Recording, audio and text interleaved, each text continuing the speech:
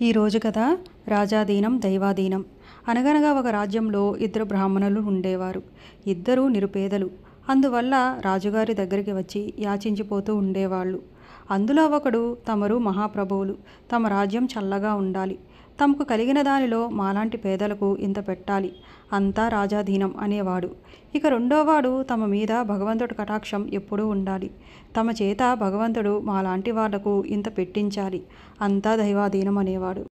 రాజుగారు ఇద్దరికీ తోచినంత ఇచ్చి పంపించేవాడు. కానీ ఆయనకు మొదటి బ్రాహ్మణుడి మీద అభిమానం ఎక్కువగా ఉండేది.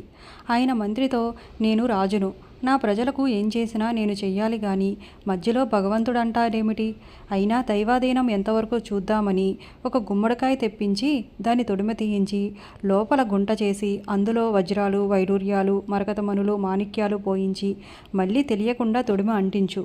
దానిని రేపు ఉదయం మొదటి వచ్చిన బ్రాహ్మణుడికి ఇద్దాం, ఏ బ్రాహ్మణుడికి అది దక్కుతుందో చూద్దాం అన్నాడు.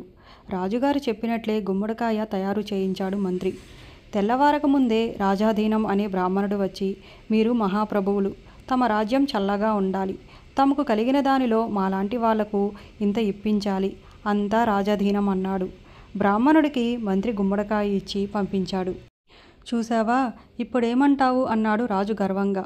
గుమ్మడికాయ పట్టుకుపోతూ బ్రాహ్మణుడు, ఇదేమిటి రాజుగారు, ఇన్ని సంబరాలు ఇప్పించక ఈ దిక్కుమాలిన గుమ్మడికాయ ఇప్పించారు, దీన్ని ఎవరికన్నా ఇచ్చి బియ్యం పట్టుకుపోదాం, చాలా బరువుగా ఉంది అనుకున్నాడు.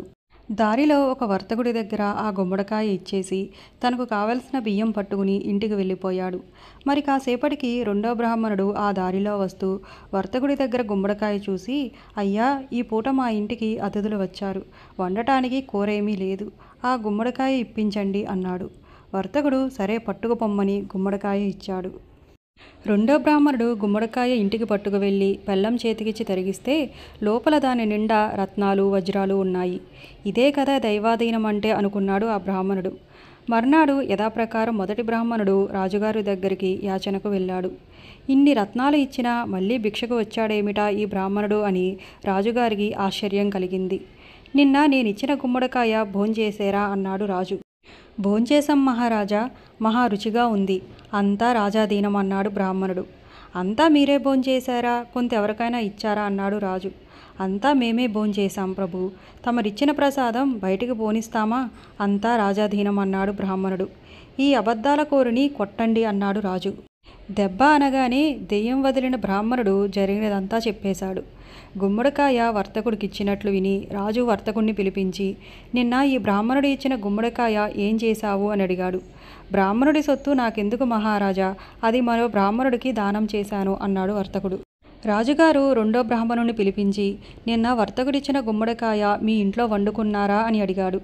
వండుకోవటానికి ఎక్కడిది మహారాజా, దానిని కోసి చూసేసరికి దాని నిండా రత్నాలు, కెంపులు, అంతా దైవాధీనం, భగవంతుడు అనుగ్రహం చేత నా దరిద్రం తీరిపోయింది అన్నాడు రెండో బ్రాహ్మణుడు. తాను మేలు చేయదలిచింది మొదటి బ్రాహ్మణుడికి, కానీ మేలు జరిగింది రెండో బ్రాహ్మణుడికి. అంతా దైవాధీనమే కానీ తన ఆధీనంలో ఏదీ లేదని బుద్ధి తెచ్చుకుని రాజు పొగరు చంపేసుకున్నాడు. మాటిమాటికి రాజాధీనం అంటూ తనకు పొగరెక్కించిన మొదటి బ్రాహ్మణుణ్ణి తన దగ్గరికి మరెన్నడూ రావద్దని ఆజ్ఞాపించాడు.